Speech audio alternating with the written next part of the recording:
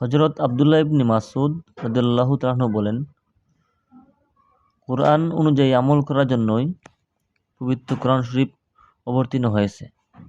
কিন্তু লোকেরা এর পড়া ও পড়ানোকেই আমল মনে করে নিয়েছে। এক ব্যক্তি শুরু থেকে শেষ পর্যন্ত কোরআন পাঠ করে এবং এর একটি হরফও ছাড়ে না, কিন্তু সে অনুযায়ী আমল করে না। কোরআন শরীফের শুরু থেকে শেষ পর্যন্ত তেলাওয়াত করে, কোরআন শরীফ প্রতিদিন পড়ে, কিন্তু কোরআনের মধ্যে কি আছে, আল্লাহ রাব্বুল আলামিন কোরআন কী জন্য নাজিল করলেন সেটা বুঝে না এবং সেই অনুযায়ী আমল করে না। আপনাকে আমাকে বুঝতে হবে যে আল্লাহ রাব্বুল আলামিন পবিত্র কোরআন শরীফ নাজিল করেছেন একমাত্র আমল করার জন্য।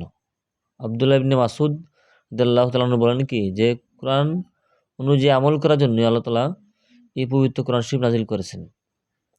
এজন্য আমরা পবিত্র কোরআন শরীফ তেলাওয়াত করব, কিন্তু এর পাশাপাশি পবিত্র কোরআনে আল্লাহ রাব্বুল আলামিন কি বলেছেন সেই অনুযায়ী আমল করব ইনশাআল্লাহ।